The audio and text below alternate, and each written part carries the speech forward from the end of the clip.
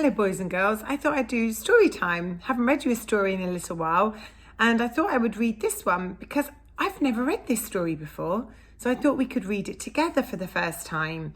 So this is called Jack and the Flumflum Tree. It's by the lady that writes the Gruffalo, so her name is Julia Donaldson, and the man that drew the pictures in this one is called David Roberts. So I'm excited. We're going to read this one together. Hope you can see the pictures. Jack had a granny, and his granny had spots. Great big purple ones, lots and lots. The doctor came and he shook his head. Your granny has the measles, the doctor said. And the only cure in the world, said he, is the fruit that grows on the Flumflum tree.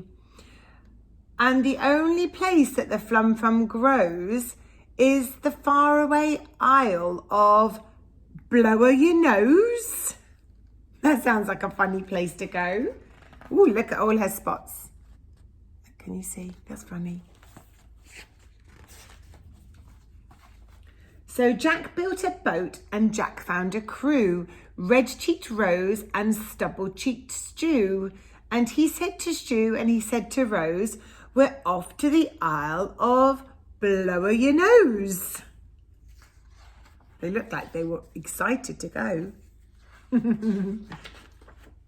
Granny came down to the dock with Jack and she gave him a buggly patchwork sack. And in the sack there were a pair of wooden spoons, a porridge bowl, tent pegs, and some red and blue balloons.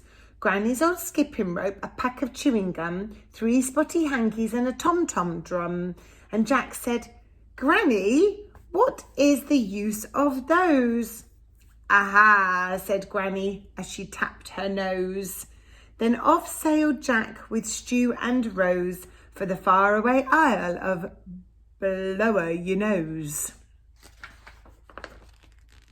Sharks! Cried Rose. Lots! Cried Stew. They'll gobble us up. They'll guzzle us too. Whatever shall we do?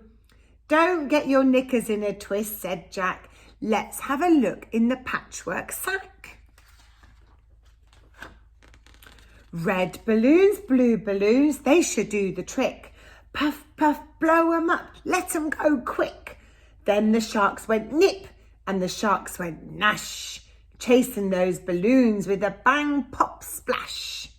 Bang, pop, splash. A leak, cried Rose. It's wet, cried Stew. The boat is full of water. What shall we do? Don't get your knickers in a twist, said Jack. Let's have a look in the patchwork sack. Granny's pack of chewing gum, that should do the trick. Chew it up, stretch it out, stick it in quick. So they chewed and they stretched and they plugged up the hole. And they bailed out the water with Granny's porridge bowl. Then on sailed Jack with Stew and Rose for the faraway isle of Blower Your Nose.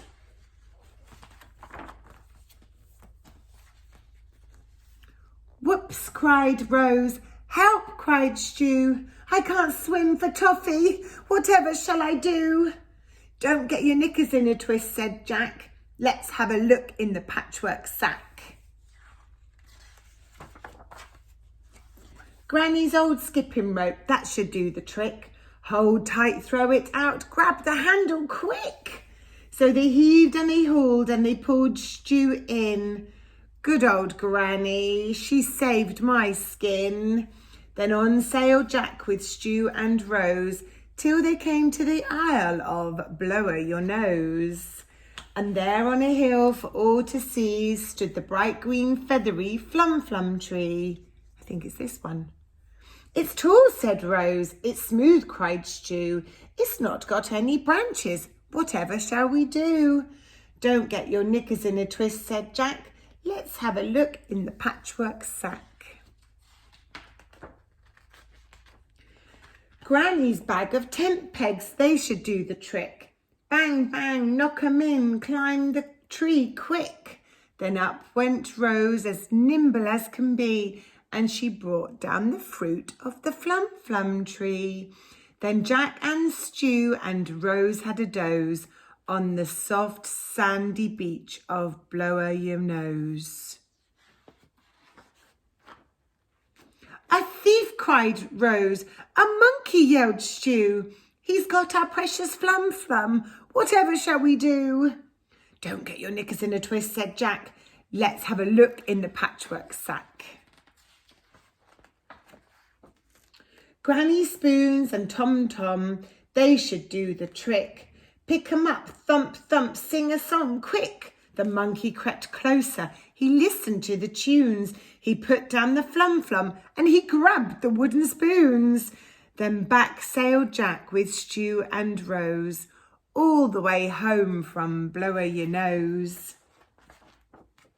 Granny ate the Flumflum. The measles disappeared. She's cured, said the doctor, and everyone cheered.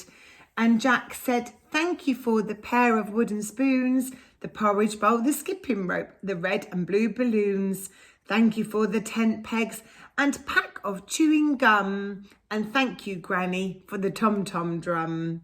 But the 3 spotty hankies, what was the use of those?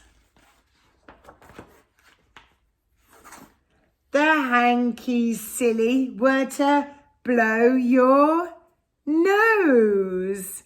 So they use hankies in this one, and we use tissues at the tissue station at preschool, don't we? The end. Oh, I hope you liked that story. That was quite funny, wasn't it? It was very good. It was rhymey. Okay, see you soon. Bye-bye, boys and girls.